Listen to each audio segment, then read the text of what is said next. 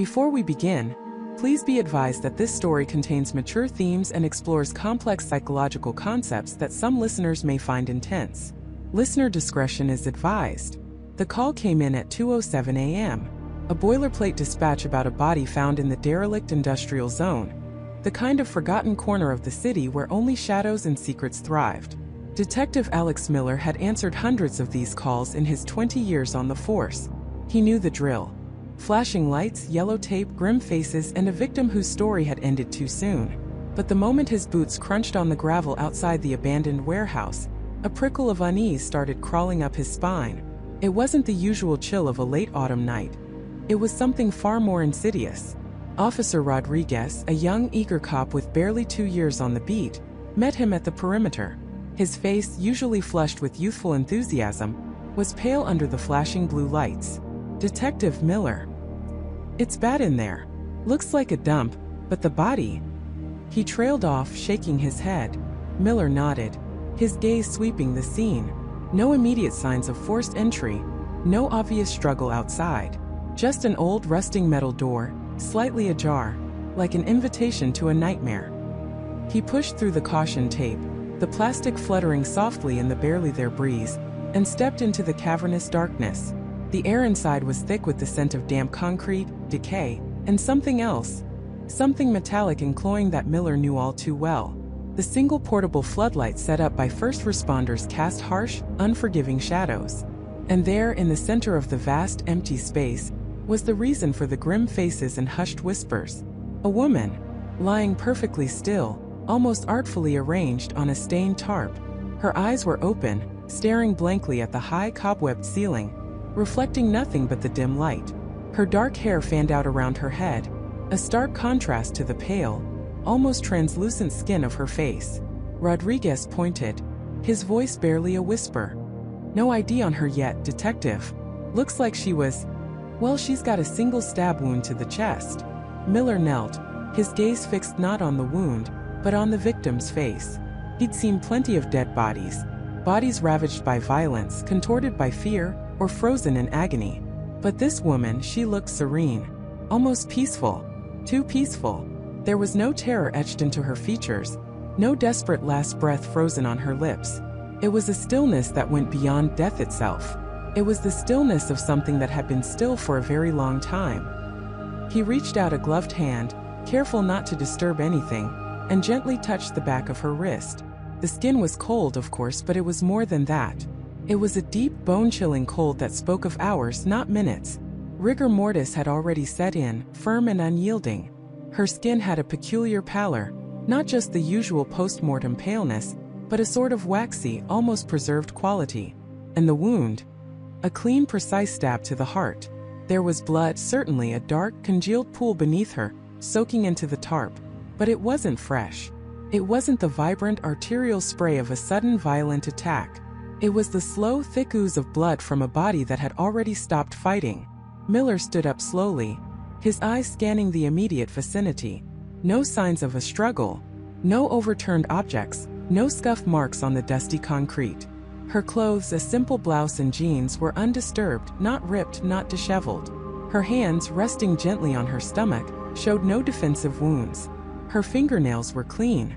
There was no dirt, no debris, no trace evidence that spoke of a desperate fight for survival. "This isn't right," Miller murmured, more to himself than to Rodriguez. "What's not right, detective?" Rodriguez asked, his brow furrowed. "The victim," Miller said, his voice low. "She was already dead." Rodriguez blinked, confusion clouding his young face. "Already dead? But... the stab wound, sir. That's what killed her, isn't it?" Miller shook his head slowly. "The stab wound was inflicted on her while she was already dead. Look at the blood, officer. It's clotted, not flowing. The lack of defensive wounds, the complete absence of any struggle. No terror on her face. And the rigor mortis. It's too advanced for a recent kill." Dr. Evelyn Chan, the medical examiner, arrived a few minutes later, her kit clanking softly as she navigated the uneven floor. Dr. Chan was a woman who saw death every day, but even she paused as her eyes fell upon the victim. She knelt, her movements precise and efficient, conducting a preliminary examination. She checked the eyelids, the pupils, the skin temperature, and then with a sigh, she gently probed the stab wound. "Miller," she said, her voice flat. "You're right. She's been dead for at least 12 to 18 hours, possibly longer. The lividity is fixed, indicating she's been in this position for a while, but the wound happened post-mortem." The words hung in the stale air, heavy and unsettling. A killer had not just murdered someone. They had staged a murder. They had taken a body that was already lifeless, and then with chilling precision, inflicted the fatal wound. Why? What kind of twisted mind would go to such lengths? "Estimated time of death?" Miller asked, his mind already racing through the implications. "Hard to say precisely without a full autopsy," Dr. Chun replied, her gloved fingers gently examining the victim's neck. "But definitely sometime yesterday. And the cause of death? It wasn't the knife. There's no significant blood loss consistent with a fatal stab to a living person. The heart probably wasn't even pumping when the blade went in. I'd say she died of something else entirely." She paused, her eyes narrowing. "There are faint petechiae in her eyes, Miller, and a slight cyanosis around the lips. Could be asphyxiation. Strangulation, maybe." So the victim, later identified as Emily Carter, a 32-year-old freelance graphic designer with no known enemies, had been strangled to death. Then, hours later, her lifeless body had been moved, transported to this desolate warehouse, and meticulously staged to look like a fresh stabbing victim. It was a bizarre, elaborate charade designed not just to kill but to mislead, to send the police down a rabbit hole of false leads, to obscure the true nature of the crime and the real killer. Miller felt a cold knot tighten in his stomach. This wasn't a crime of passion. This wasn't a robbery gone wrong. This was calculated. This was intelligent. And it was deeply, profoundly disturbing. A killer who didn't just take a life but manipulated death itself. What was their game? What message were they trying to send? And what did it mean for Emily Carter that her murder was merely the prologue to a much darker, far more intricate horror story? The silence in the warehouse felt heavier now, charged with the unseen presence of a meticulously cunning predator. This wasn't just a murder investigation. It was a psychological battlefield. And Detective Miller had a chilling premonition that they had only just discovered the first carefully placed piece in a deadly, elaborate puzzle. The grim tableau remained, frozen under the harsh white lights of the arriving forensic unit, a silent testament to a meticulously executed horror. Detective Miller stood by, his gaze sweeping over the scene, an unsettling quiet settling over the bustling activity of the technicians. Dr. Emily Carter, the lead forensic pathologist, a woman whose sharp intellect was matched only by her unwavering calm, knelt beside the deceased. Her dark hair was pulled back in a neat bun, her movements precise as she began her preliminary examination. She wore the grim determination of someone who had seen humanity at its worst, yet still searched for meaning in the aftermath. "No signs of struggle, Detective." Emily's voice was low, clinical, cutting through the hum of equipment. Her gloved fingers traced the fabric of David Peterson's clothes, then moved to his skin. No defensive wounds, no scuffs on the shoes, no disturbed soil around the body suggesting a fight or resistance. She paused, her eyes narrowing as she studied the pooling of blood beneath David's head. The lividity, it's fixed. And the temperature suggests he's been here for several hours, certainly since before dawn. Miller nodded, the words confirming his worst fears. So, he was already dead when he was placed here. Emily stood, a subtle frown creasing her brow. Without a doubt. The blood pattern, the way he's positioned, it's all consistent with the body being moved post-mortem. The precise placement of his hands, the almost theatrical pose, it's not how a body falls naturally. She gestured to the subtle, almost imperceptible drag marks that the crime scene technicians had already highlighted. Someone went to a great deal of trouble to set this up. The implications were chilling.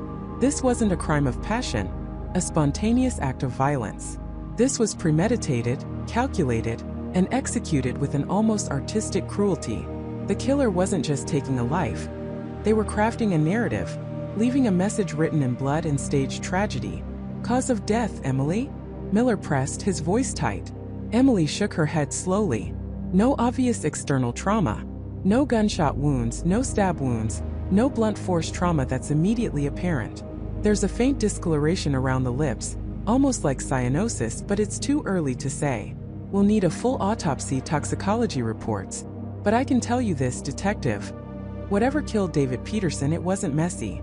It was clean, efficient, and likely happened somewhere else entirely. Somewhere else. The words echoed in Miller's mind. The real crime scene, the place where David Peterson drew his last breath, was still out there, pristine and untouched by the chaotic discovery of his body. This killer wasn't just clever. They were playing a game of misdirection, drawing the investigators' attention to a carefully constructed illusion, while the truth remained hidden. "All right, team," Miller announced, his voice carrying authority across the scene. "We have 2 crime scenes now. This one," he gestured around the macabre display, "and the one we haven't found yet. Our priority shifts. We need to find where David Peterson was before he ended up here. Every piece of security footage, every neighbor's eyewitness account, every digital footprint." As the forensic team meticulously documented and collected evidence, Miller pulled out his phone, making calls to dispatch, setting the wheels of a much larger investigation in motion. He assigned officers to canvass David Peterson's neighborhood, to check his workplace, to retrace his last known movements. The initial background check had painted a picture of a remarkably unremarkable man. David Peterson, 42, lived alone in a modest suburban home, worked as a mid-level project manager at a local tech firm, and had no criminal record, no known enemies, no significant debts, and no recent dramatic life changes. He was precisely the kind of person who usually didn't end up as the centerpiece of such a bizarre and elaborate murder scene. And that, Miller knew, was the greatest mystery of all. "Detective Miller," a young officer approached, holding a tablet. "We've got preliminary information on Peterson. Neighbors describe him as quiet, kept to himself. No loud parties, no suspicious visitors. He was last seen yesterday evening around 7 p.m., picking up groceries from the local supermarket. Security footage confirms it." "Any footage of him arriving home?" Miller asked. The officer scrolled. "Negative so far, sir. His house is at the end of a cul-de-sac, not much public camera coverage. We're working on getting access to private doorbell cams, but it'll take time." Miller felt a familiar knot tighten in his stomach. The killer had chosen their victim, and their dumping ground with meticulous care. They understood surveillance blind spots, the rhythms of suburban life, and the precise psychological impact of their actions. This wasn't just about covering tracks. It was about orchestrating a performance. He walked over to Emily, who was now carefully bagging a small, almost invisible fiber she had found near David's collar. "Any thoughts on the staging, Emily? Beyond the obvious message aspect?" She looked up, her brow furrowed in concentration. "It's an interesting choice, isn't it? The pristine suit, the perfectly positioned hands. It almost feels like a tableau, a still life. But the blood, that's where it gets messy. Literally.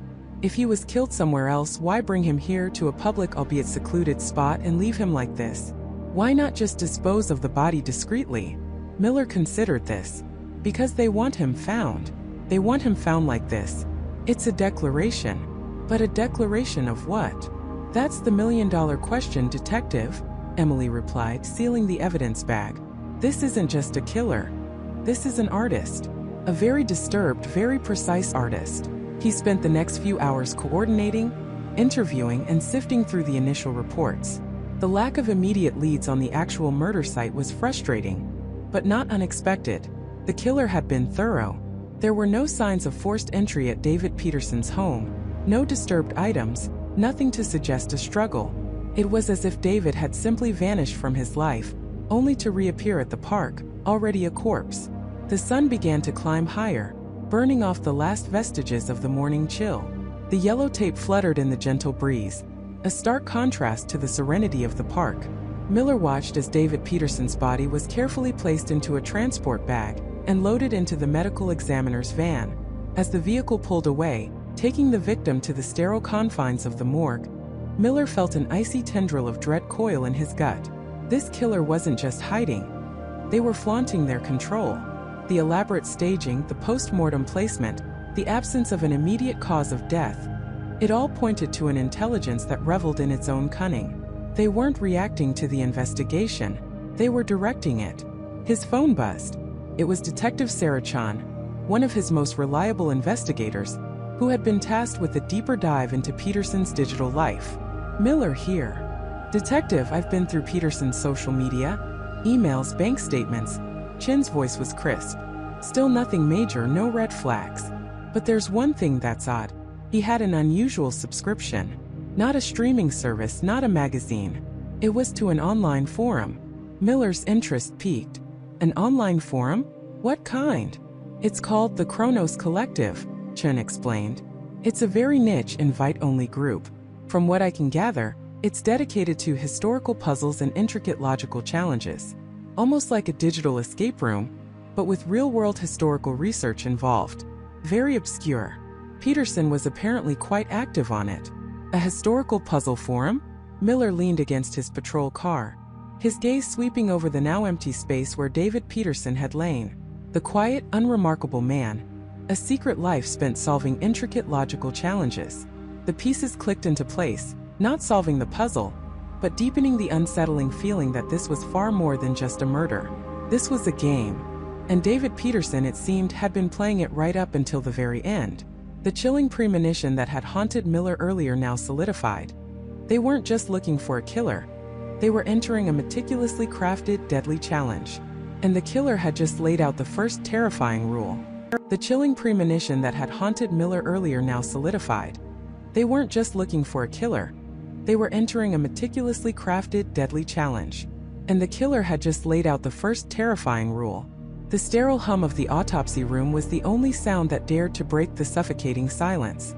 Dr. Eleanor Vance, the medical examiner, removed her gloves, her expression a mix of professional detachment and profound bewilderment. Miller and his partner, Detective Jessica Riley, stood across from the stainless steel table, their gazes fixed on the shrouded remains of Michael Davies.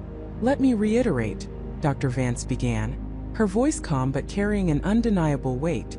The cause of death, the single precise stab wound to the heart, was not what killed him.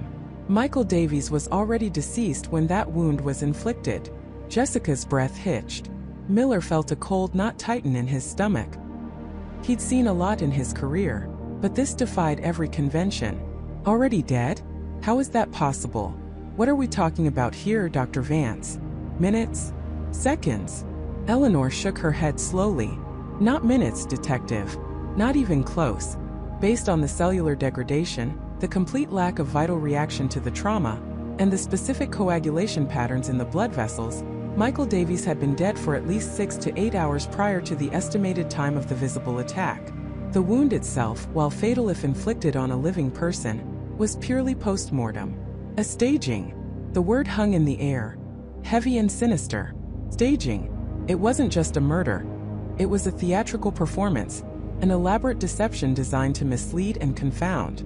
The initial crime scene, the blood spatter, the apparent struggle, all of it was a lie. So someone killed him, then waited hours and then stabbed a dead body?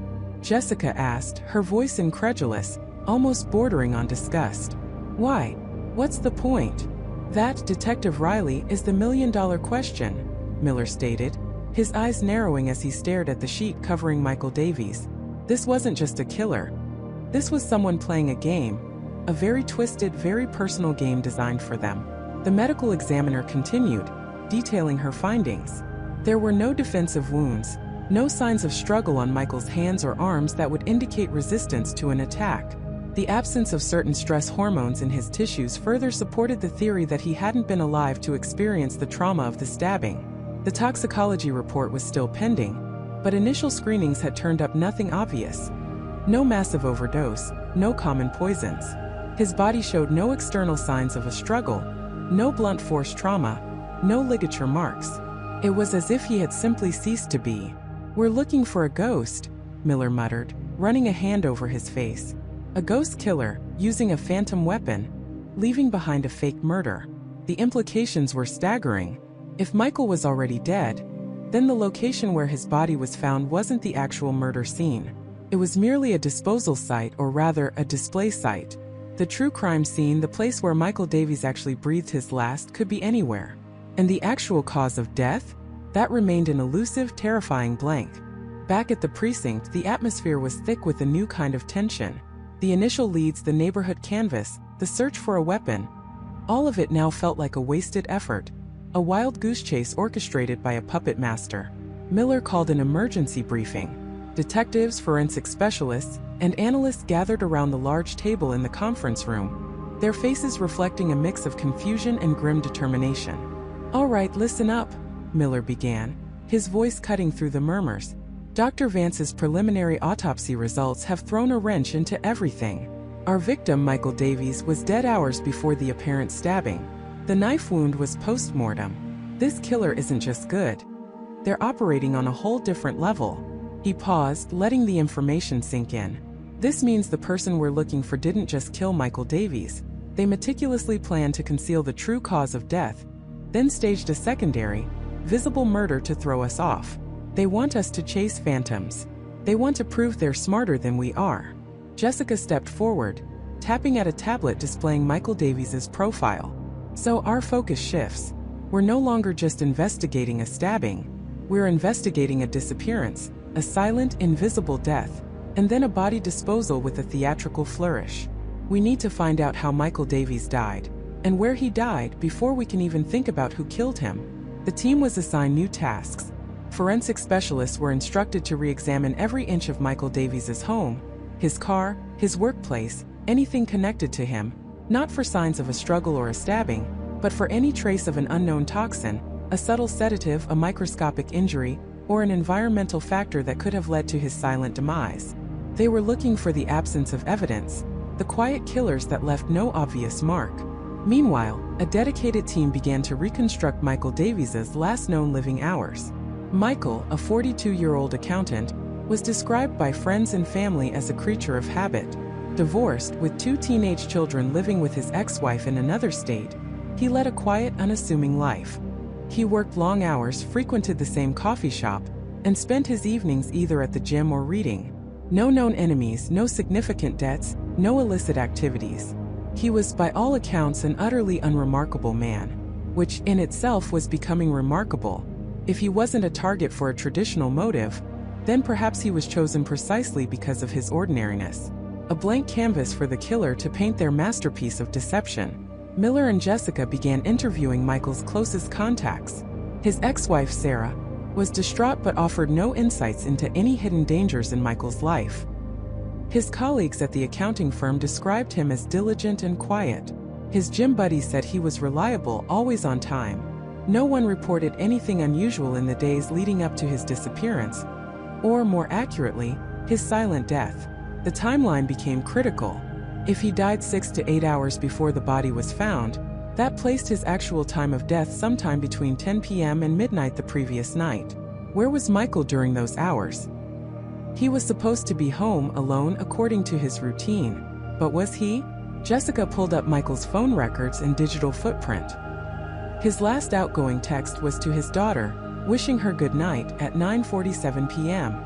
His last social media activity was liking a post at 9:55 p.m. His smart home system showed his front door locked at 10:01 p.m. and unlocked again at 7:15 a.m. the next morning, the time his housekeeper usually arrived. But was he alive when the door was locked? Or was the system simply indicating the door's status? Could someone have entered through a window or been let in, and then carefully resecured the house? The more they dug, the more Michael Davies' life seemed like a perfectly sealed box, offering no cracks for a killer to slip through. It was as if his killer had meticulously erased any trace of their true method, leaving only the elaborate, misleading spectacle of the stabbing. Days bled into a frustrating blur. The toxicology reports came back clean. No common poisons, no sedatives, no drugs of abuse. The pathology reports were equally unhelpful, confirming only that Michael's organs had simply shut down, without any obvious external or internal trauma to explain why. It was a medical enigma. Miller found himself staring at the whiteboard, covered in red string connecting dates and names, all leading to dead ends. The killer's challenge was working. They were stumped. They had a victim, a staged crime, but no actual murder weapon, no actual cause of death, and no real motive. Then, a small detail from the forensic team came in, almost an afterthought. A microscopic fiber, not visible to the naked eye, found deep within the lining of Michael Davies' suit jacket. A jacket he'd been wearing the day he died. It wasn't wool or cotton, or any common synthetic blend. It was a polymer highly specialized, not typically used in clothing. It was the kind of material found in advanced industrial filtration systems. and it was coated with a minute residue of something else entirely. Something organic and utterly alien to the human body. The killer wasn't just smart.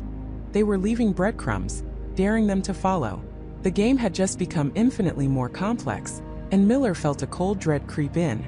They had found the first real clue, but it was a clue so obscure, so precise, that it only served to deepen the horrifying realization.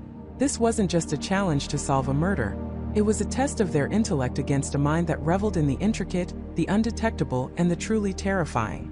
The killer had shown them the first rule. The victim was already dead. Now they were on the precipice of discovering the second. The method of death was designed to be impossible to trace.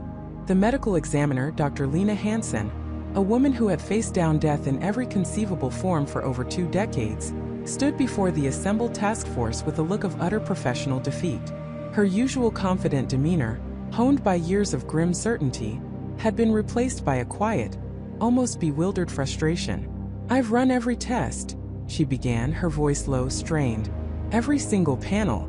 Toxicology, histology, neuropathology, advanced spectroscopy, genetic sequencing for obscure pathogens, you name it, we've done it. Twice, 3 times on some samples just to be sure."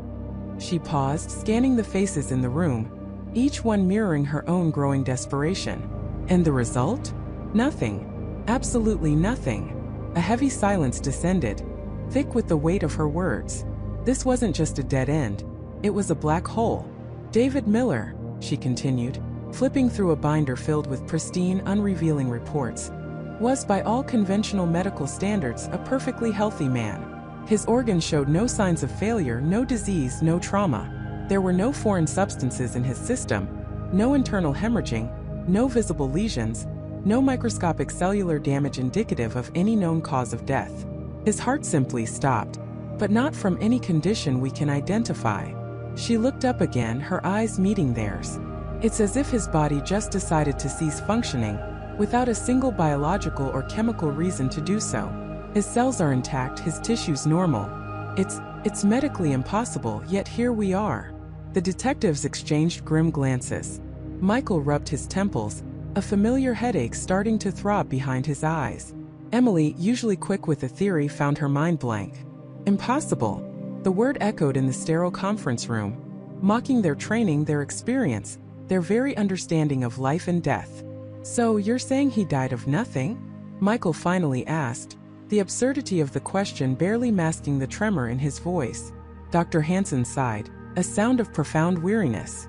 "I'm saying I have no medical explanation for his death. His body is a pristine, silent testament to an unknown mechanism." She leaned forward, her voice dropping to a near whisper. "In my career, I've seen suicides that look like accidents, accidents that look like murders, and murders so elaborate they defy belief. But I have never, not once, seen a body that simply stopped without any discernible cause. It's like trying to find a shadow in a pitch-black room." Emily spoke up, her voice tight with suppressed agitation. "But he is dead, Dr. Hansen. Something killed him. It had to. Of course something killed him." The me conceded, nodding slowly. "But whatever it was, it left no trace. No fingerprint on his DNA, no residue in his blood, no imprint on his tissues. It's gone. Or perhaps it was never there in the first place, not in a way we can detect." This was the second rule. The method of death was designed to be impossible to trace. It wasn't just hidden. It was non-existent, at least to their current scientific capabilities. The killer hadn't just covered their tracks. They had erased the very concept of tracks. The team spent the next few hours in a brainstorming session that quickly devolved into a desperate grab bag of wild theories, each more improbable than the last. "What about a perfectly calibrated air embolism?" someone suggested.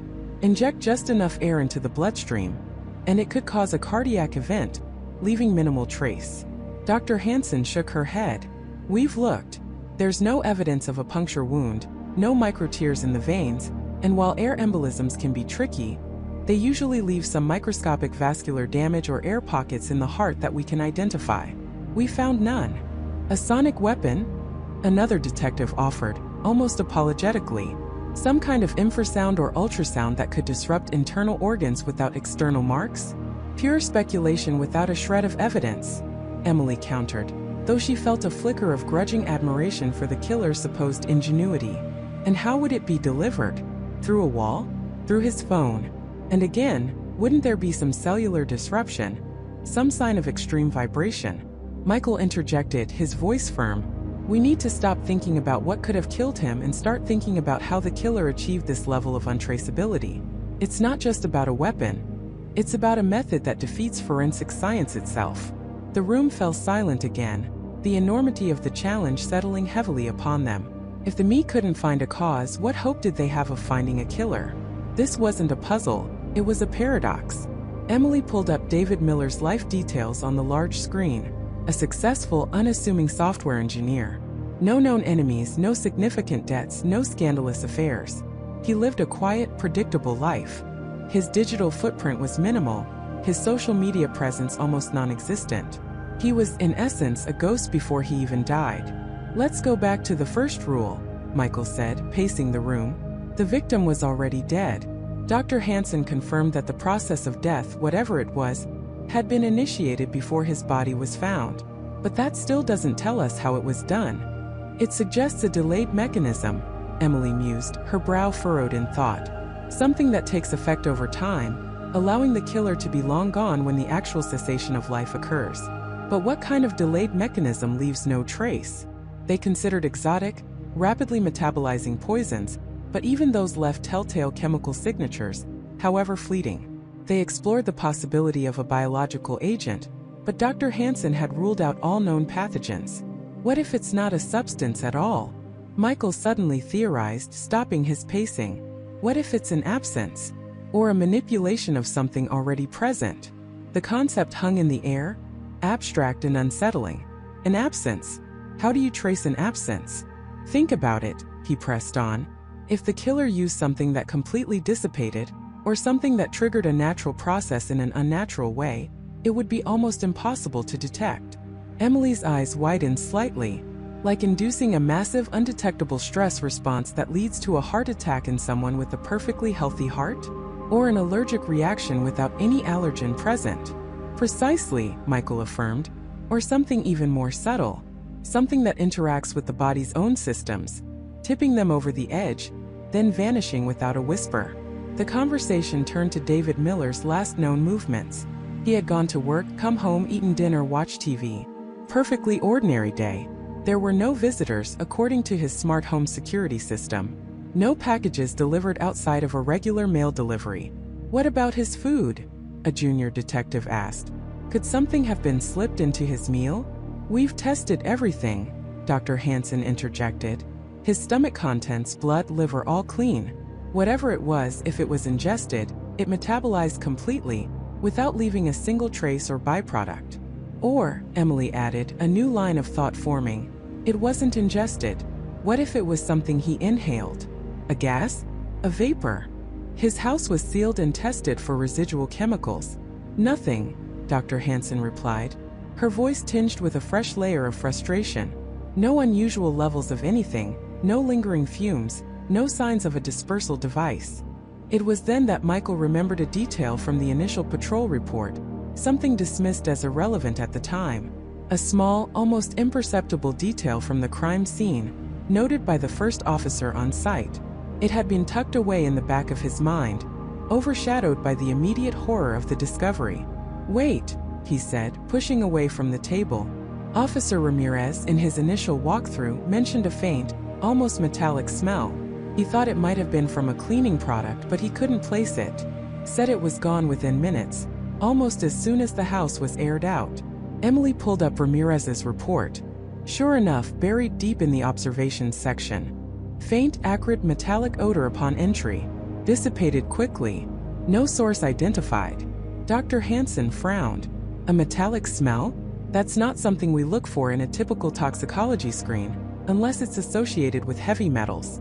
But even then, if it dissipated that quickly, it wouldn't have left any internal trace. But what if it was meant to dissipate quickly? Michael pressed, his mind racing. What if that smell was the only clue, the only physical manifestation of the killer's method, designed to vanish before anyone could even identify it? The air in the room crackled with a renewed, if still uncertain, energy. The killer wasn't just hiding a weapon. They were using a weapon that was ephemeral, transient, leaving behind only the faintest ghost of its presence. "A volatile compound," Emily whispered, her eyes wide with dawning realization. "Something that could be inhaled, cause rapid, untraceable systemic shutdown, and then evaporate into the atmosphere almost instantly, leaving no chemical signature, no residue, no forensic footprint."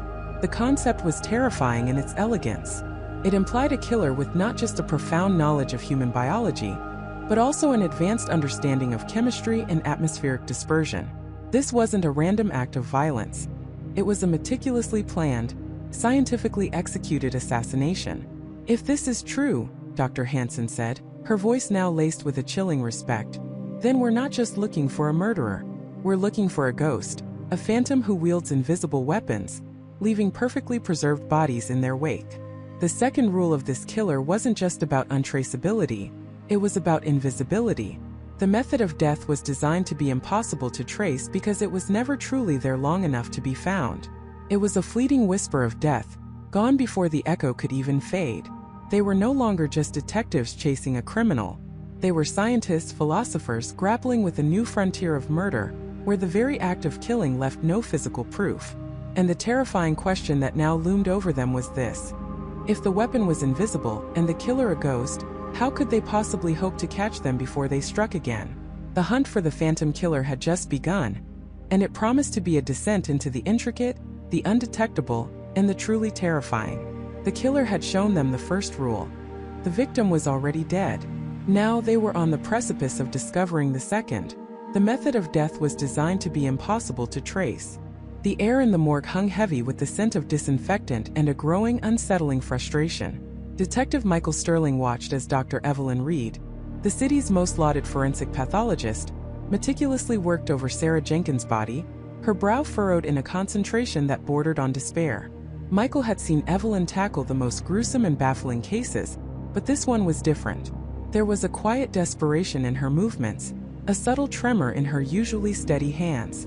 "Anything, Evelyn?" he asked, his voice low, almost a whisper, as if a louder tone might shatter the fragile hope that still lingered. Evelyn didn't look up.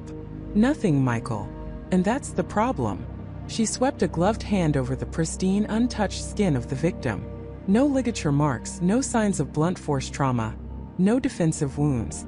Nothing to indicate a struggle. Her toxicology report is clean: no common poisons, no illicit drugs, not even an overdose of prescription medication. Jessica Chun, Michael's partner, leaned against the sterile stainless steel table, her arms crossed. "What about the cause of death? The official one?"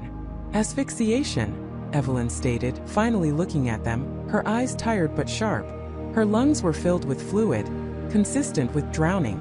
But, and this is where it gets truly unsettling, there's no water in her sinuses, no petechial hemorrhaging in her eyes that you'd expect from a struggle underwater, no signs of aspiration before the lungs filled.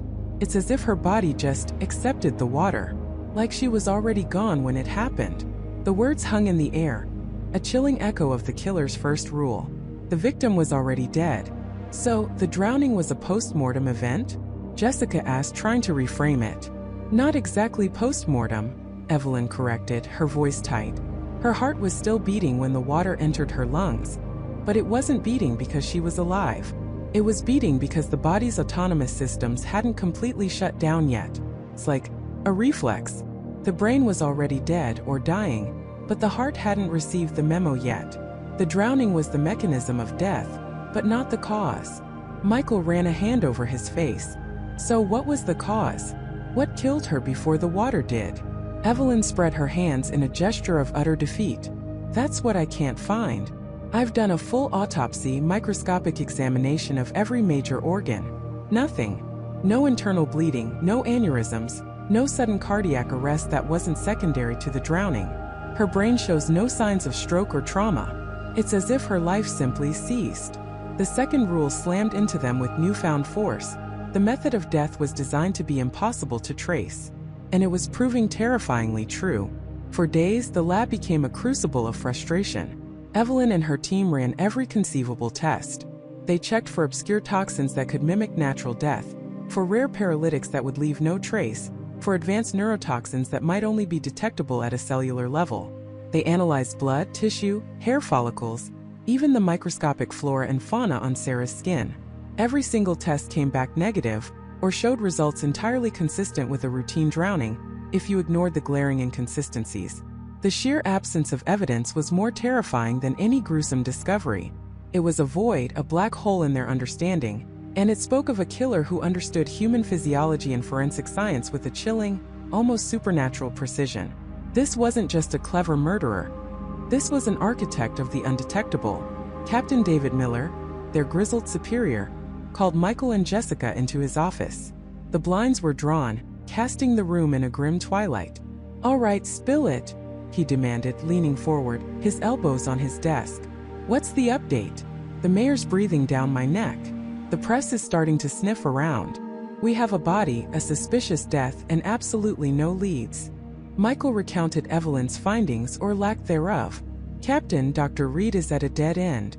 She's never seen anything like it. It's like the victim just powered down," Jessica added.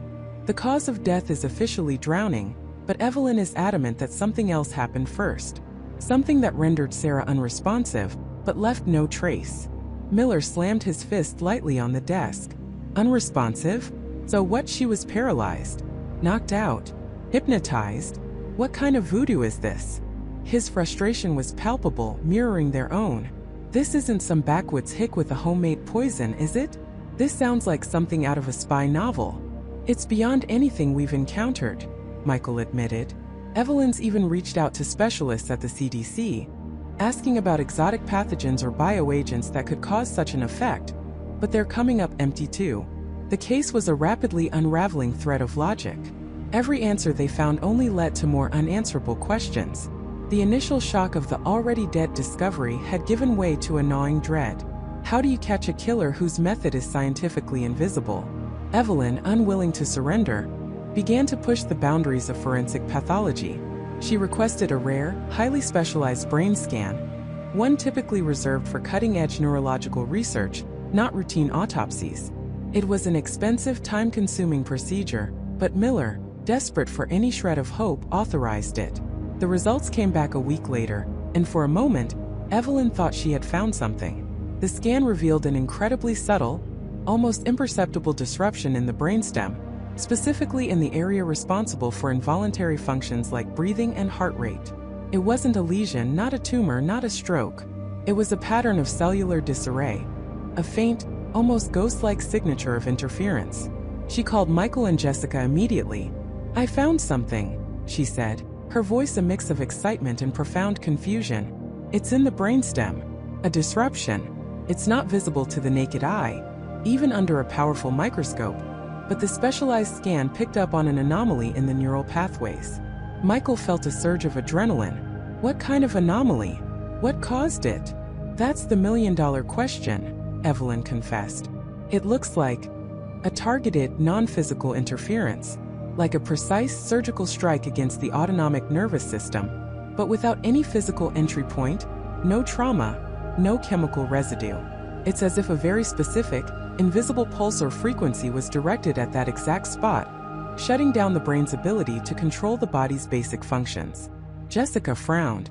"An invisible pulse? What are we talking about here, Evelyn? Some kind of directed energy weapon? Sonic waves? Telekinesis?" Her voice was laced with disbelief, but also a flicker of fear. This was moving beyond the realm of conventional crime. "I honestly don't know," Evelyn admitted, rubbing her temples. "I've sent the scans to a leading neuroscientist, Dr. Alan Finch at the university. He specializes in brain-computer interfaces and non-invasive neuromodulation. He's the only one I know who might even begin to understand what this could be." The discovery was a double-edged sword.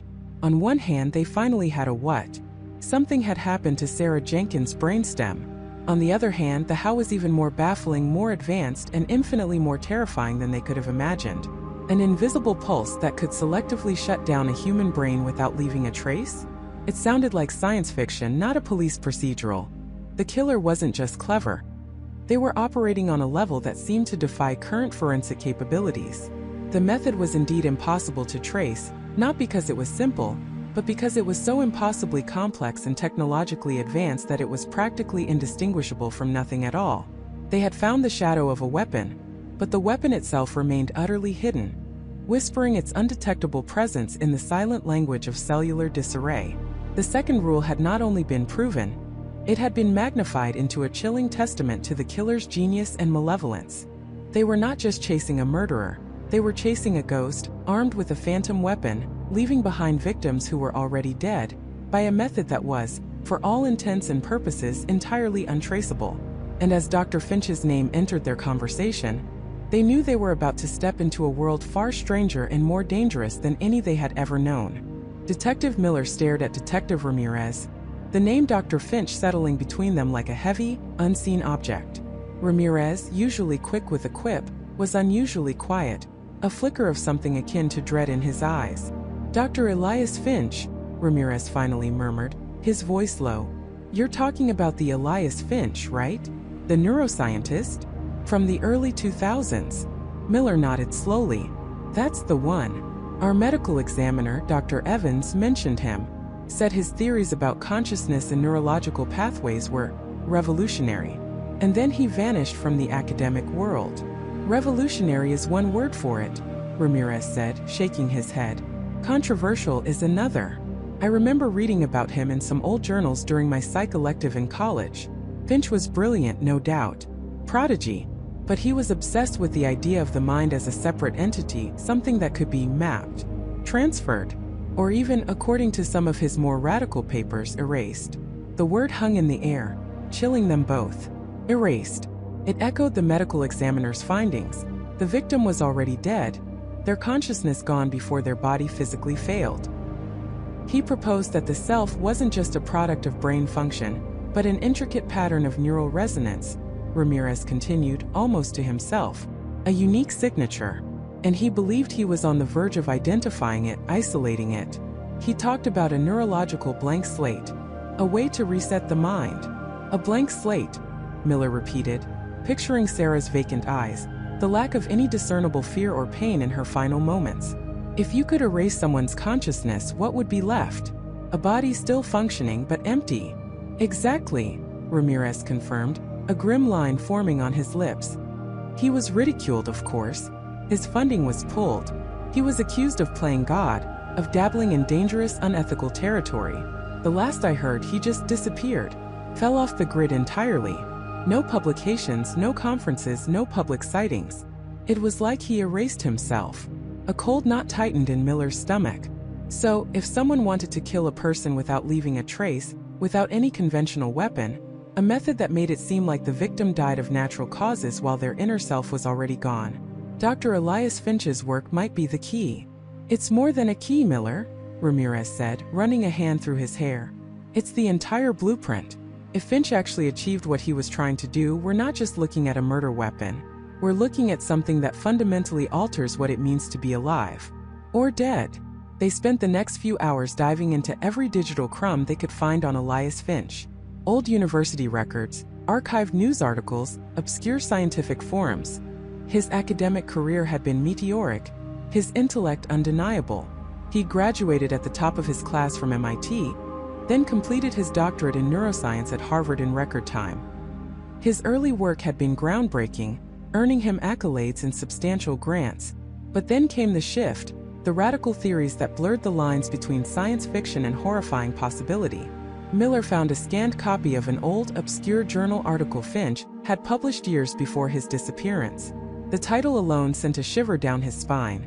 The phenomenology of the absent self, inducing non-existence through targeted neural resonance. Non-existence, Miller whispered, reading aloud. He wasn't talking about killing the body. He was talking about killing the person inside it.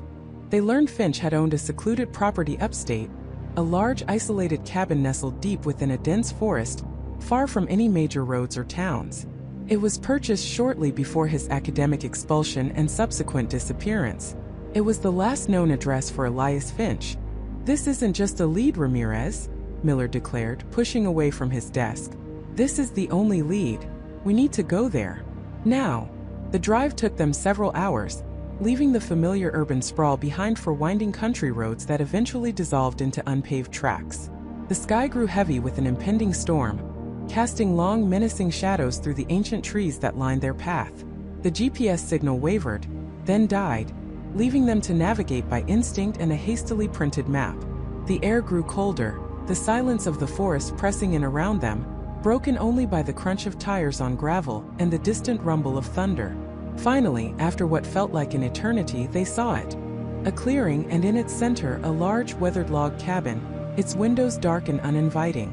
It looked abandoned, consumed by the encroaching wilderness. Overgrown bushes clawed at the porch, and a thick layer of dust coated everything visible through the grimy panes of glass.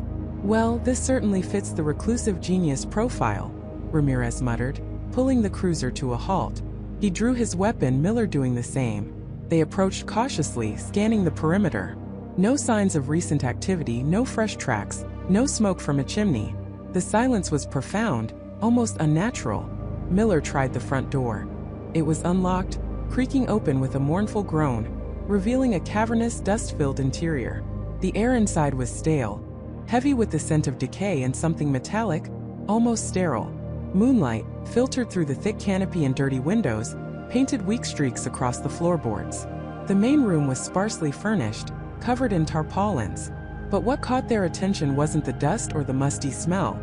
It was the sheer volume of equipment. The cabin wasn't just a home. It was a laboratory. Banks of archaic-looking computers, their screens dark, lined one wall. Wires snaked across the floor, connecting various machines that hummed with a faint, almost imperceptible static charge, despite being unplugged. There were peculiar helmets with intricate electrode arrays, delicate surgical tools laid out on a workbench, and countless stacks of notebooks, their pages filled with dense handwriting and complex diagrams. Ramirez moved towards a large, circular device in the center of the room, a series of intricately woven copper coils surrounding a padded chair. It looked like something out of a forgotten sci-fi movie, yet it hummed with an unsettling dormant power. "What in the world is this?" Ramirez whispered, running a gloved hand over the cold metal. Miller was drawn to a desk overflowing with documents. He picked up a leather-bound journal, its cover worn smooth.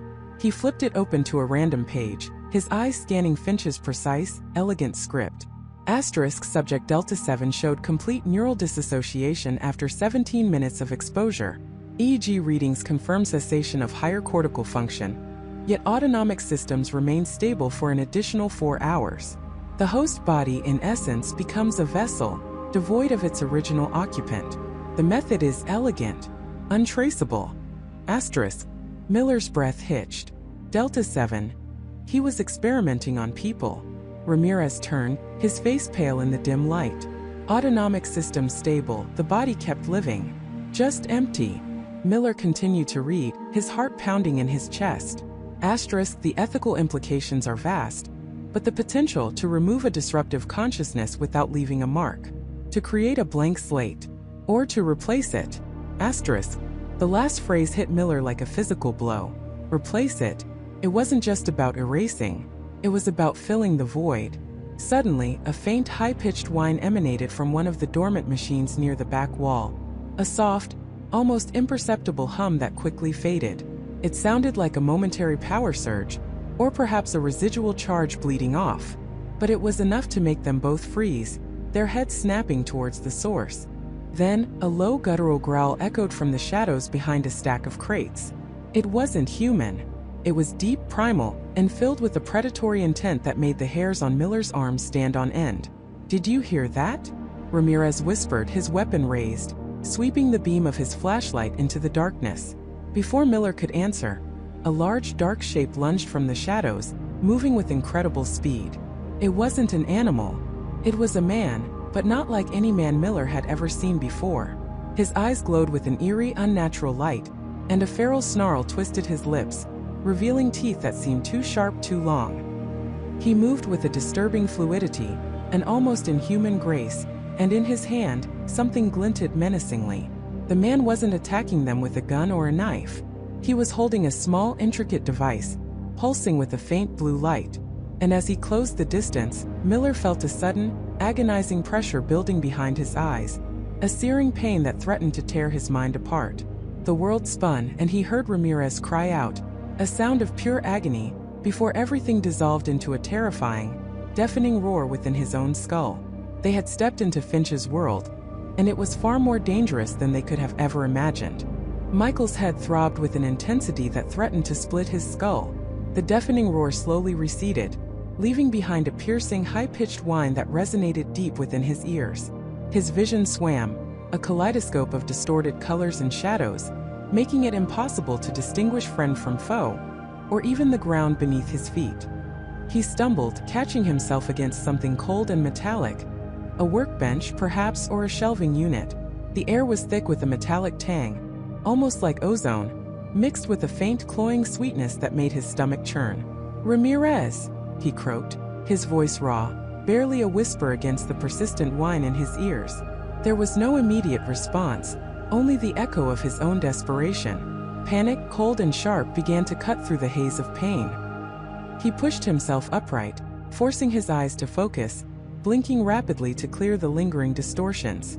The room was dark, plunged into an almost absolute blackness, save for a few emergency lights that flickered erratically, casting long dancing shadows that seemed to writhe with malevolent intent. He reached out, his hands sweeping across the cold metal of the workbench, searching for Ramirez, for any sign of him. His fingers brushed against something soft, yielding. A jacket. Ramirez's jacket. He followed the material, his heart hammering against his ribs, until his hand met skin. Cold. Too cold. "Ramirez, talk to me," Michael urged, his voice gaining a desperate edge. He fumbled for his tactical flashlight, his fingers clumsy, numb. When the beam finally cut through the gloom, it landed on Ramirez, crumpled on the floor beside the workbench. His eyes were open, staring blankly at the ceiling, unseeing. A thin trickle of blood traced a path from his temple, disappearing into his hair. But it wasn't the blood that made Michael's breath catch in his throat. It was the stillness, the unnatural rigidity of his body.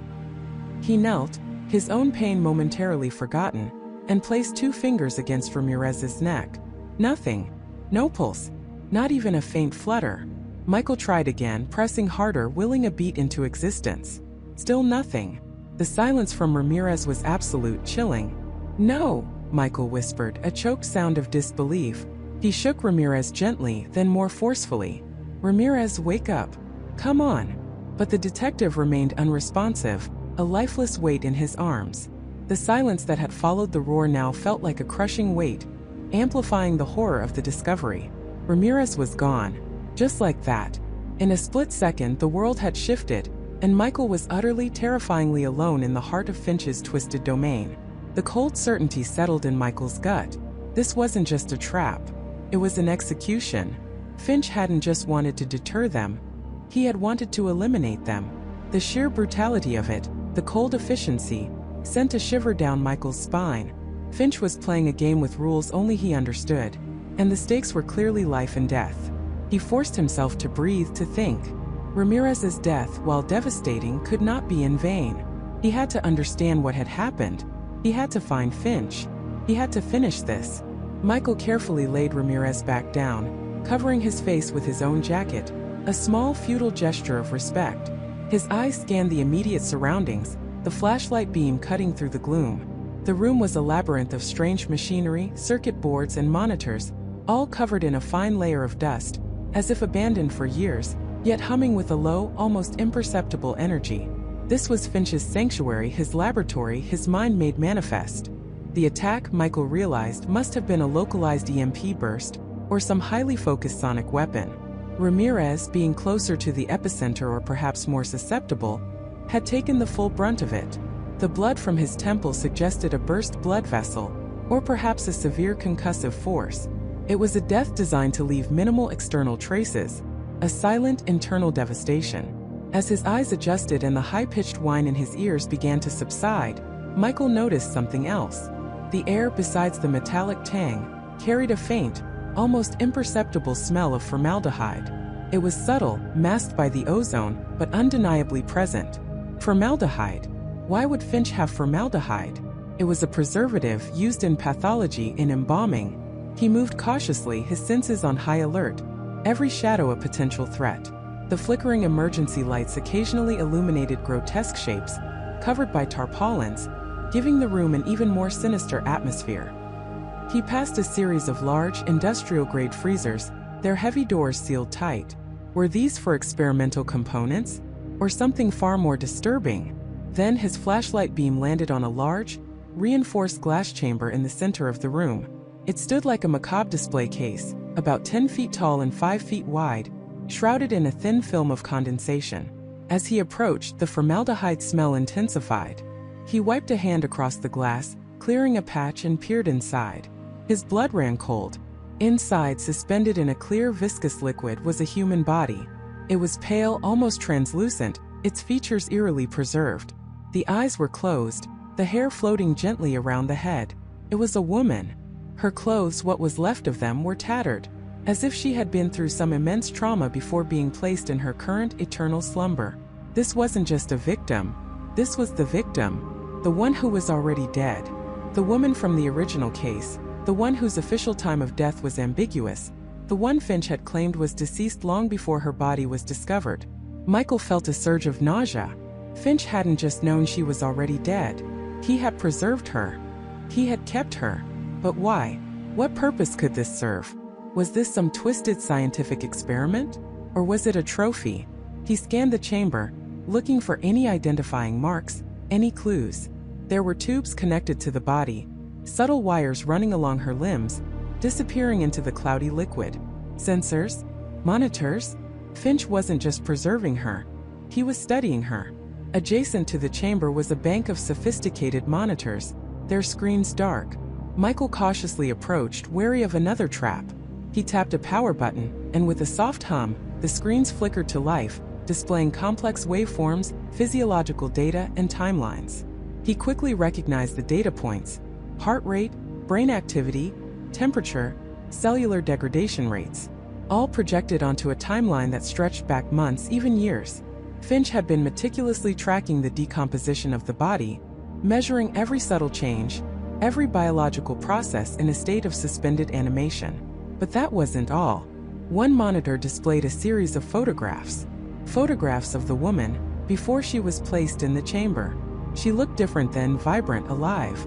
And then a sequence of images showing her in various stages of distress, then injury, then death. The last few images were gruesome, detailing the injuries that had led to her demise.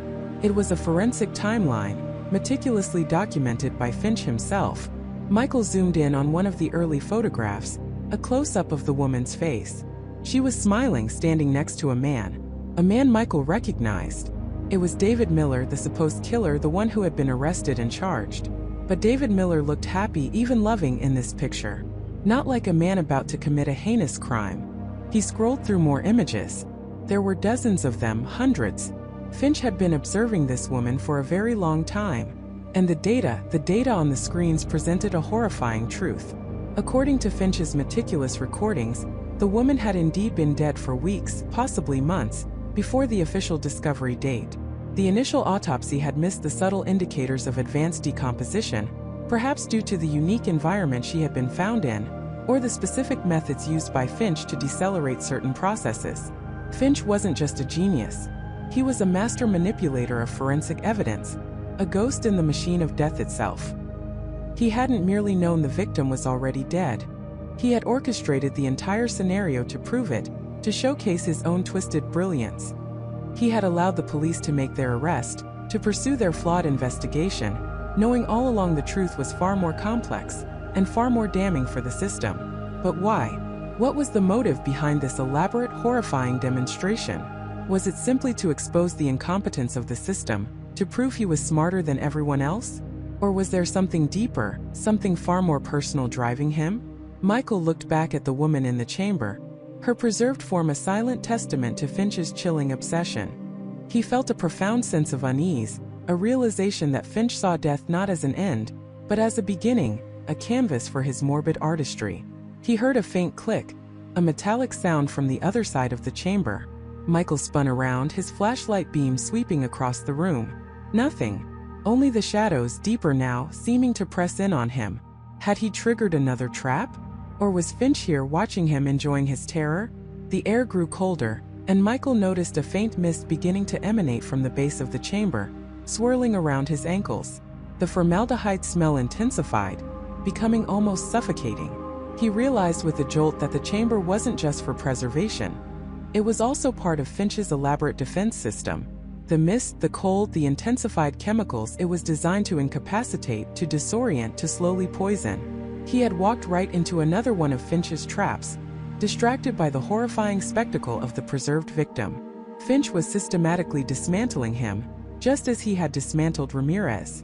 Michael had to move, and move fast, before he became another one of Finch's perfectly preserved specimens. The roar was gone, but the silence was just as deadly. He was in Finch's web, and the spider was closing in. The silence was a physical weight, pressing in on Michael, amplifying the frantic thump of his own heart against his ribs.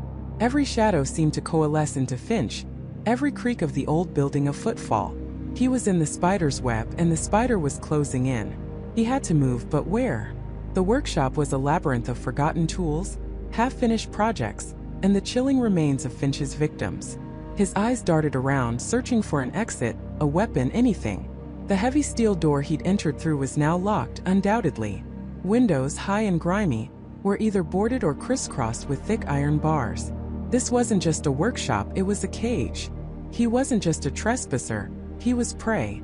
A faint clatter echoed from the far end of the vast room, near where the larger specimens were mounted.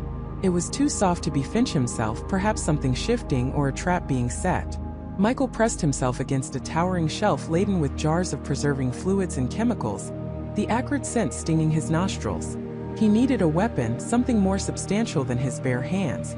His gaze landed on a heavy, tarnished brass pestle, usually used for grinding pigments. It was crude, but it would do. He gripped it, the cold metal a small comfort in his sweating palm. He began to move, hugging the shadows, his steps muffled by the sawdust and fabric scraps littering the floor. The air grew colder as he ventured deeper, the chill emanating from a section of the workshop he hadn't fully explored. It was partially partitioned off, draped with heavy canvas sheets, like a secrets within a secret. He instinctively knew that if he wanted to understand Finch, truly understand the depths of his depravity, he needed to look behind those sheets. He edged closer, his breath catching in his throat with every rustle of the canvas. The space behind them wasn't another display of preserved animals. It was a smaller, more intimate area, a kind of office or study, dominated by a large antique wooden desk. On the desk, illuminated by a single dim desk lamp, lay an open leather-bound journal. His curiosity warred with his instinct for self-preservation, but the lure of answers was too strong. This was his chance, perhaps his only chance, to uncover the truth behind everything. He slipped behind the canvas, the pestle held ready, his eyes scanning the periphery for any sign of Finch. The room was quiet, eerily so. He reached the desk, his fingers trembling as he touched the aged leather of the journal. The handwriting inside was meticulous, almost artistic, a stark contrast to the horrific content it seemed to hold. He began to read, his eyes greedily devouring the words. The entries weren't just a log of Finch's twisted projects. They were a descent into madness, a chilling manifesto. The first entries detailed his fascination with the natural world, his expertise in taxidermy, and his growing disdain for the impermanence of life. He spoke of beauty fading, of the tragedy of decay. Then the tone shifted. An entry dated nearly a decade prior caught Michael's attention. The opportunity presented itself today. A true gift. They brought her in, a young woman, Sarah Jenkins. Accidental overdose, they said. Peaceful, almost serene. No struggle, no trauma. The mortician, clumsy as he was, saw only another body. But I saw art. I saw potential. She was already gone, already still. Who was I to let her simply turn to dust? Michael's blood ran cold. Sarah Jenkins. The first victim. The one who had no signs of struggle, whose death had baffled the initial investigators. She was already dead. The title of the entire horrific saga echoed in his mind, finally making a terrifying, sickening sense. Finch hadn't killed her. He had found her. He kept reading, the pages blurring as the full horror unfolded. Finch described, in unnerving detail, how he had meticulously prepared Sarah's body, using his taxidermy skills to preserve her. He hadn't just embalmed her. He had transformed her into a permanent, lifelike sculpture. He wrote about the joy of immortalizing her, of giving her a form that would defy time. But then came the logistical nightmare. How to explain a body that was officially gone, yet perfectly preserved in his possession? The journal detailed his clever, elaborate scheme to stage the crime scene, to make it appear as if Sarah had been murdered and then moved. He had taken her to the abandoned house, dressed her, posed her, and then meticulously created a scenario that would throw off investigators. He needed to cover his tracks, not just for the preservation, but for the disappearance of the actual body from the morgue records he'd manipulated. The entries continued, revealing a gradual escalation. After Sarah, there were others. Not all of them were found already dead. Finch's art had evolved. He wrote about the limitations of pre-existing subjects, the imperfections, the need for control. He started seeking out fresh canvases, people who, in his twisted mind, were unappreciated or disposable. Ramirez, an entry read, "A brute, a nuisance." He stumbled too close, asked too many questions about the disappearances. He was a threat to my work, to my vision. Pity but necessary. His musculature was magnificent, however, a prime specimen for the display of strength. Finch had killed Ramirez, not out of malice in the traditional sense, but as a means to an end, a necessity for his art, and to protect his secret. The initial act of preservation, born of a disturbed fascination with an already deceased person, had spiraled into calculated murder. He saw his victims not as human beings, but as raw materials, their lives merely a prelude to their immortality at his hands. Michael's stomach churned. This wasn't just a serial killer. This was an artist of death, a man who saw cadavers as masterpieces waiting to be sculpted. He wasn't just taking lives. He was stealing identities, transforming them into grotesque monuments to his own warped genius. The victim was already dead, was the catalyst, the spark that ignited a firestorm of madness. A faint scraping sound echoed from the main workshop. It was closer this time, distinct. Finch was near. He was hunting Michael, just as he had hunted his specimens. Michael slammed the journal shut, the sound impossibly loud in the dead silence. He had his answers, but they were more horrifying than he could have imagined. He wasn't just fighting a killer.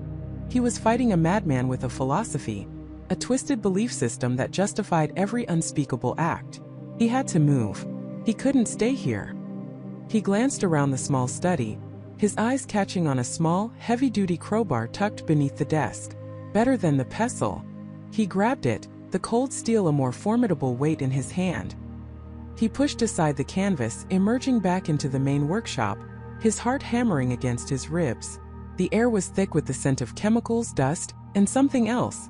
Something metallic and coppery. Blood? A shadow detached itself from the gloom near the mounted deer, a figure moving with an unnerving grace. Finch. He held a long, gleaming knife, its blade reflecting the faint light from the high windows. His eyes, even in the dimness, seemed to glow with a predatory intensity.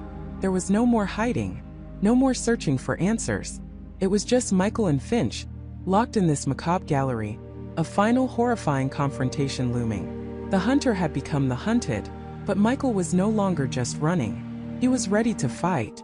The air in the gallery was thick, not with dust, but with something far heavier, the lingering echoes of despair, and the unsettling presence of a mind that had orchestrated it all. Michael's gaze locked onto Finch, a man who had been a ghost, a shadow, and now stood undeniably real, bathed in the dim, almost reverent light filtering through unseen openings. The silence between them stretched, taut as a piano wire, ready to snap. Michael felt the surge of adrenaline, not of fear, but of a cold, determined resolve. The time for flight was over. "So you finally arrived." Finch's voice was a low murmur, surprisingly calm, almost conversational. It held no malice, no triumph, only a detached observation. "I wondered if you would make it this far. Most don't." He gestured around the room with an open hand, indicating the macabre collection of artifacts, each a silent testament to a life ended. "They lose their way or their will. But you had a different kind of fire, didn't you, Michael?" Michael didn't respond directly to the taunt. His eyes darted, assessing the space. There was no obvious exit, no immediate weapon. Just Finch standing a few feet away, hands casually at his sides, an unnerving picture of composure. "Why me, Finch?" Michael's voice was rough, unpracticed in direct confrontation. What was the point of all this? The clues, the chase, the games? A faint, almost imperceptible smile touched Finch's lips. "Games? No, Michael. This was never a game. This was an awakening. For you. For them. He swept his hand around again. They were asleep, you see. Or worse, they were already dead, walking through life, breathing its air, but devoid of purpose, of true existence. I merely facilitated their transition. Michael felt a chill that had nothing to do with the temperature of the room. This wasn't just a killer, this was a zealot. You're insane, Michael spat, the words tasting like ash. Finch chuckled, a soft, dry sound. Insanity is merely a perspective, isn't it? To the blind, sight is insanity. To the dead, life is chaos. I see things clearly, Michael. I see the hollow spaces, the empty promises, the lives lived in quiet desperation, waiting for an end they can't articulate, can't even acknowledge. He took a slow step closer, his eyes fixed on Michael's. You understood, didn't you? Somewhere deep down. That's why you followed. That's why you kept searching. Even when every fiber of your being screamed to turn back. Michael clenched his fists. He had felt it. The pull of the mystery. The unsettling familiarity of the victims' stories. He had seen glimpses of his own past reflected in their despair. It was a terrifying thought, that Finch had seen through him, seen the cracks in his own carefully constructed facade. I was searching for answers, Michael retorted, trying to project conviction. For justice. Justice. Finch's laugh was a little louder this time, tinged with genuine amusement. Oh, Michael, you cling to such quaint notions. Justice is a human construct, a fragile illusion we build to comfort ourselves. My work, it's beyond justice. It's an act of mercy, a release. He paused, letting the weight of his words settle. Think about it. Each of them. Jessica, the artist, her spirit crushed by the demands of a soulless corporate world, her canvases gathering dust, her dreams replaced by spreadsheets. David, the aspiring writer, his voice silenced by rejection letters, his words unread, unheard, swallowed by the digital void. Emily, the activist, her passion eroded by apathy, her efforts futile against an insurmountable tide of indifference. They were vibrant, alive once, but the world slowly, systematically bled them dry. Finch's voice dropped, becoming almost hypnotic. By the time I found them, Michael, they were already ghosts. Their bodies moved, their hearts beat, but the essence, the spark, the life, it was gone. They were victims of a slow, agonizing death, long before their physical bodies ceased to function. I merely expedited the inevitable, gave them an ending that matched the tragedy of their unlived lives. Michael felt a cold dread creep up his spine. Finch wasn't just a murderer.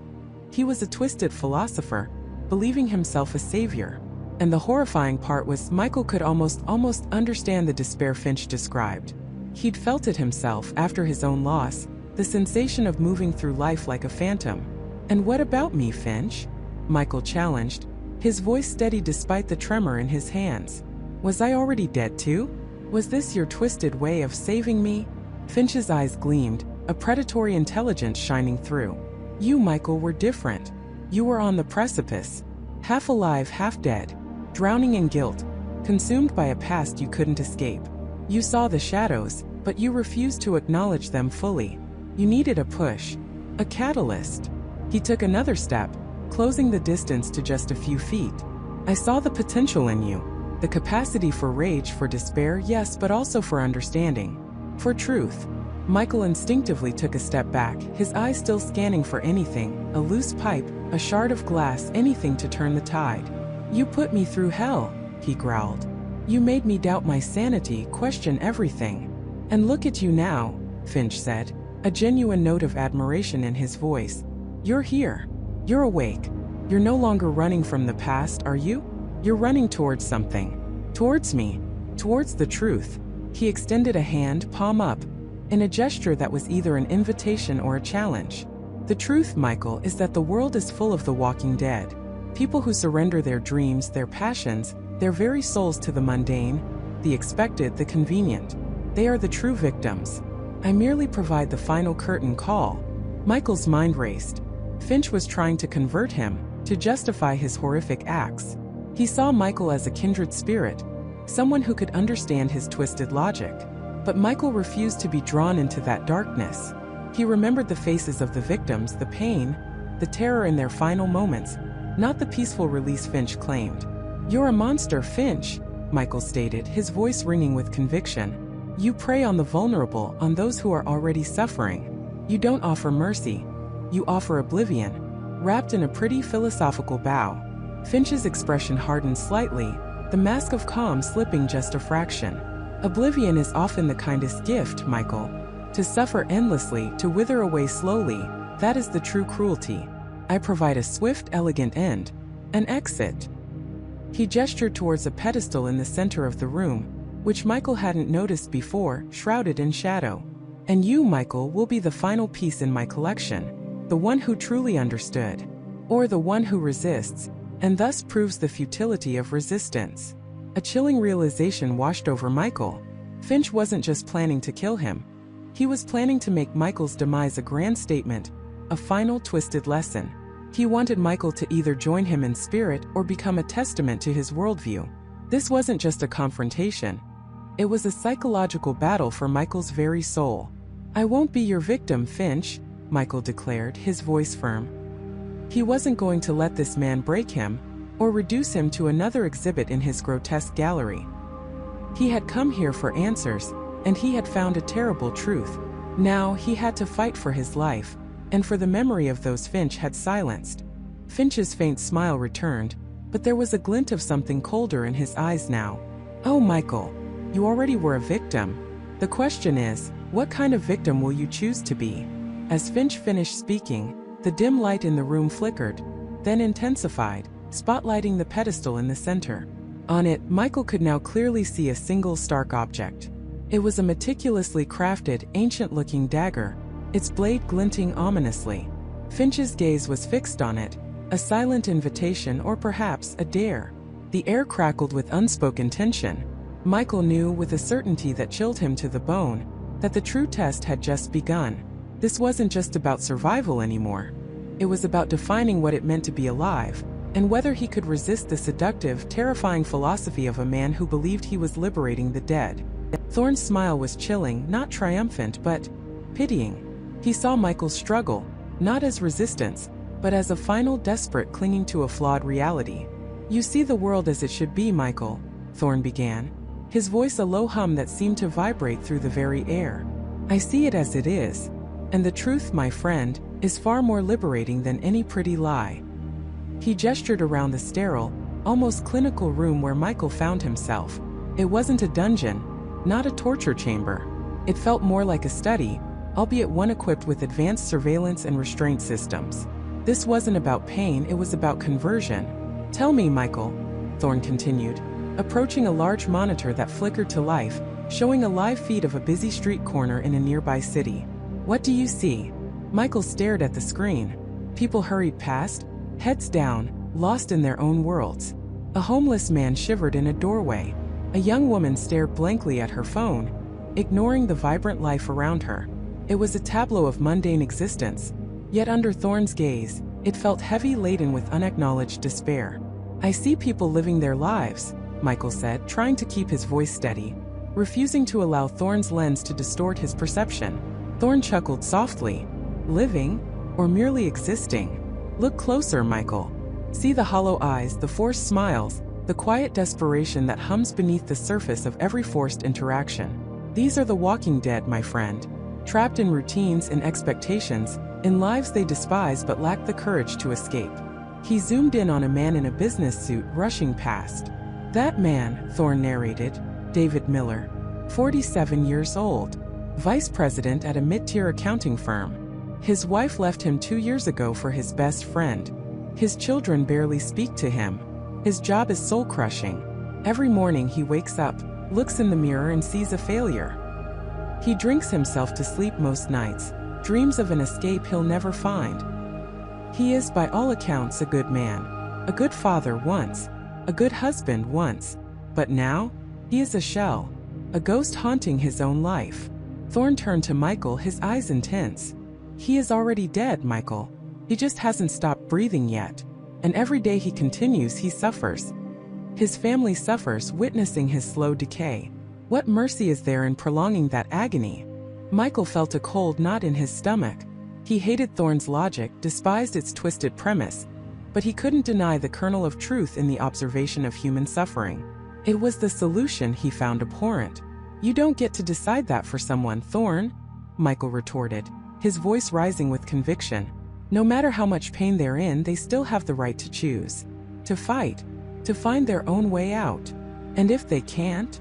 Thorn pressed, his voice unwavering. If they are too weak, too broken, too burdened by the weight of their own existence to find that way? Is it not a greater cruelty to force them to endure, simply because we cling to an arbitrary definition of life? Thorn walked over to a small, elegant desk and picked up a single polished human bone, a metacarpal. It was the same signature bone, but this one felt different, almost revered in his hand. This, Thorn said, holding it up, is a symbol, not of death, Michael, but of release, of the fundamental truth that beneath all our societal constructs, our fears, our illusions, we are merely bone and sinew. And sometimes, the greatest act of compassion is to return us to that fundamental state, free from the suffering of the mind. He placed the bone gently on the desk, then turned back to the monitor. David Miller is scheduled for release tonight, Michael. He will be freed from his torment. But before that, I have a choice for you. Michael's heart pounded. What choice? You've been watching me, observing my methods, understanding my philosophy. Now it's your turn to participate. I want you to choose. Not his fate, that is already decided, but how he achieves that freedom. Thorn gestured to two small vials on the desk beside the bone.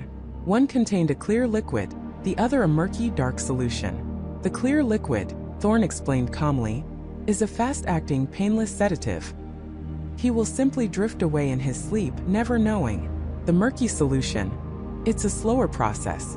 It induces a profound state of awareness, a heightened sense of self, before the body eventually shuts down. He will understand what is happening. He will confront his life, his choices, his regrets in his final moments. A true reckoning, a final intense burst of living before the end. Michael stared at the vials, his mind reeling. This was psychological warfare. Thorn wasn't just killing. He was forcing Michael to implicate himself, to participate in his twisted ritual. You're insane, Michael breathed, the words tasting like ash. Am I? Thorn tilted his head. Or am I merely forcing you to confront the uncomfortable truth that even in death, there are different paths? Do you choose the path of ignorance, of gentle oblivion? Or do you believe in the inherent value of facing one's own truth, even if that truth is terrifying, even if it is the last thing one ever experiences? Michael felt a cold sweat break out. The choice was a trap. If he chose the sedative, he was endorsing the act, merely softening its edges. If he chose the reckoning, he was embracing Thorn's philosophy of profound, albeit painful, self-awareness even in the face of death. Both choices made him complicit. I won't choose, Michael stated firmly, though his voice trembled slightly. I won't be a part of this. Thorn sighed, a sound of disappointment. A pity, Michael. I had hoped you were stronger, more open-minded. But perhaps you need a more personal lesson. He walked over to a different part of the room, where a series of smaller monitors were set up. He tapped a few keys and images flashed across the screens. Images of Michael's life. His apartment. His favorite coffee shop. A picture of his sister, Emily, laughing with her children. A recent photo of his elderly father, William, in his garden. You see, Michael, Thorn said, his voice losing its calm, philosophical edge, taking on a sharper, more menacing tone. My work isn't just about liberation. It's about revealing the truth. And the truth is, everyone has their vulnerabilities. Everyone has those they cherish. Those who, if they were to face a sudden tragedy, would plunge you into that very state of existential despair I seek to alleviate. Michael's blood ran cold. Leave them out of this, Thorn. Why? Thorn countered, turning to him, his eyes now blazing with a dangerous intensity. Because they are alive? Because they are innocent? In my world, Michael, innocence is merely ignorance. And life is merely the absence of true insight into one's own suffering. He pointed to the screen displaying Emily. Your sister. A wonderful woman. Devoted mother. But she struggles, doesn't she? The quiet burden of balancing work and family. The constant worry, the fear of not being enough. She smiles, yes, but beneath that smile there's a flicker of exhaustion. A shadow of despair. She's not dead yet, by your definition. But she's certainly fading. Then he moved to his father. And your father, William. A man of simple pleasures. His garden. His books. But his health is declining, isn't it? The aches, the pains, the fading memory. He sees the end approaching, Michael. He faces it with quiet dignity, yes, but also with a profound, unspoken fear of losing himself, piece by piece. Michael clenched his fists, rage simmering beneath his skin. This wasn't philosophy anymore. This was a direct personal threat. Thorn was weaponizing Michael's love, his fears. "What do you want, Thorn?" Michael demanded, trying to keep his voice from breaking. Thorn smiled, a genuine, unsettlingly warm smile this time. "I want you to understand, Michael. Truly understand. I want you to see that my actions, however extreme, stem from a place of profound empathy. I liberate those who suffer, not because I am cruel, but because I refuse to stand by and watch them slowly drown in a life that offers them no solace." He walked back to the desk, picking up the bone again, turning it over in his fingers. The victims were already dead, Michael. But what about the living? What about those who refuse to see the truth? Sometimes a little push is needed. A demonstration. A profound, undeniable event that forces them to reevaluate everything. Michael felt a sickening dread. Thorn wasn't just threatening. He was planning. He was escalating. He wasn't just trying to convert Michael. He was trying to break him, to prove his point through Michael's own family. "You won't touch them," Michael snarled, trying to break free of his restraints, the metal digging into his wrists. "Oh, but I will, Michael," Thorn said softly, his eyes fixed on Michael. "Unless you make a different choice. A choice that proves you truly understand. A choice that shows you recognize the profound mercy in my work." He pointed to the two vials again. "The choice, Michael, is not for David Miller anymore. It's for you. For your family. For your understanding. Will you choose the path of gentle oblivion for one who suffers? Or will you force a reckoning of final painful truth upon someone you claim to care about, simply to prove a point?" Michael's mind raced, a whirlwind of fear and desperation. This was the ultimate test. Thorn wasn't asking him to kill. He was asking him to choose the manner of death, to internalize the philosophy, to become an accomplice in the very act he abhorred. And the alternative was unthinkable. His family.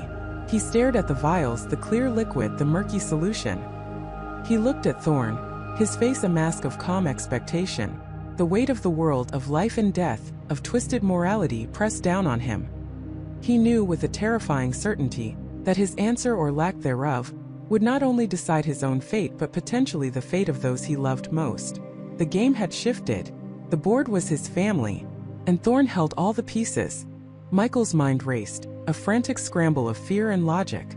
Thorn had him. Completely. But what did Thorn truly want?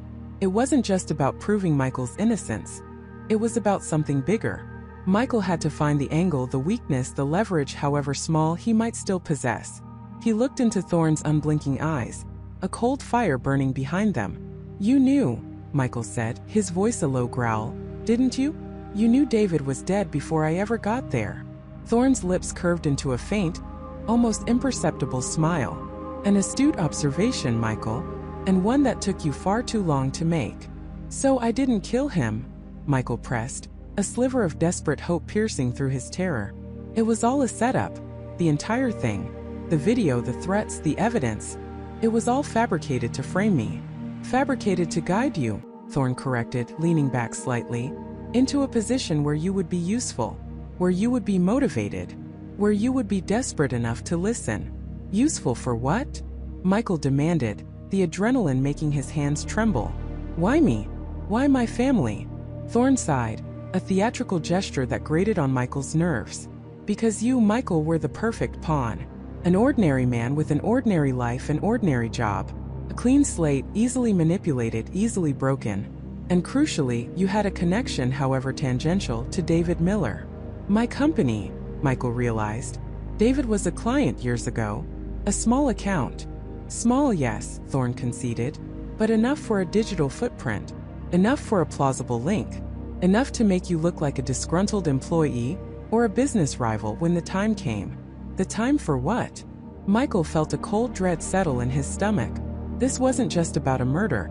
It was about a much larger, darker tapestry. The time to expose a rot so deep, so pervasive, it threatens to consume everything we hold dear. Thorn's voice hardened, losing its earlier playful tone. "David Miller was not just a client, Michael. He was a piece of the machine. a cog in the corrupt empire of Sterling Financial. Michael frowned. Sterling Financial was a behemoth, a global investment firm. What does Sterling Financial have to do with any of this? Everything, Thorne stated, his gaze unwavering.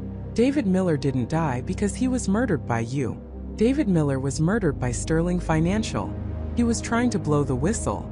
He had evidence of systematic fraud, money laundering, and illicit dealings that stretched across continents, implicating politicians, corporate executives, and even elements within law enforcement. Michael stared dumbfounded. So they killed him? And you framed me to expose them? Precisely, Thorne confirmed. David, bless his naive heart, thought he could bring them down through official channels. He reached out to me, among others, when his initial attempts were met with stonewalling and thinly veiled threats. He was terrified, Michael. And he was right to be. Thorne paused, letting the weight of his words sink in. David had compiled an astonishing amount of data, files, communications, encrypted ledgers. He was planning to go public. But Sterling Financial has eyes and ears everywhere. They found out. They silenced him brutally and efficiently. They made it look like a tragic accident, a fall from a high-rise balcony. But the video, Michael stammered, remembering the horrific footage Thorne had shown him. Me hitting him. The blood. A masterful piece of digital manipulation, Thorne explained, a flicker of pride in his eyes. We intercepted David's body before the authorities could get to it. We then painstakingly recreated the scene, using a combination of deepfake technology and a highly realistic prosthetic. The blood was corn syrup and food coloring. The impact was a carefully timed sound effect. Your struggle was simply you reacting to a sudden, unexpected confrontation with a lifelike dummy. Michael felt a wave of nausea. He had been so utterly convinced. The fear, the panic, the guilt. It had all been for nothing. Or rather, for a purpose he was only now beginning to grasp. Why go to such extreme lengths? Michael asked, his voice barely a whisper. Why not just expose Sterling Financial directly with David's evidence? Because, my dear Michael, a dead man's evidence, no matter how damning, can be dismissed, buried, or discredited by an organization with unlimited resources and no moral compass, Thorne explained patiently. But a living, breathing man framed for a murder that never truly happened by his hand, forced to confront the impossible truth, that creates a ripple. That creates a story. That creates the leverage needed to force the hand of complacent authorities and a jaded public. You needed a sacrificial lamb, Michael said, the bitterness rising in his throat. I needed a catalyst, Thorne corrected. And you, Michael, with your ordinary life, your ordinary family, your ordinary vulnerabilities, were the perfect choice. You were easily compromised. You were easily coerced. And most importantly, you were an innocent man caught in a web you didn't create, which makes your eventual testimony all the more powerful. My testimony? Michael scoffed. Who would believe me? A man who was caught on video killing someone. Ah, but that's where the beauty of the plan lies, Thorne said, a predatory glint in his eye. You see, Michael, David Miller's real death was meticulously documented by my team. We have the forensic evidence, the chain of custody, the proof that the body you interacted with was not the original David Miller but a stand-in. We have the evidence of Sterling Financial's involvement in his actual murder. And we have the uncut, unedited footage of your encounter, showing precisely what you didn't do. So you have all the proof, Michael said slowly, piecing it together. You could have just gone to the police, the media, and been dismissed as a conspiracy theorist? Or worse, silenced myself. Thorne chuckled without humor. No, Michael. We needed a narrative.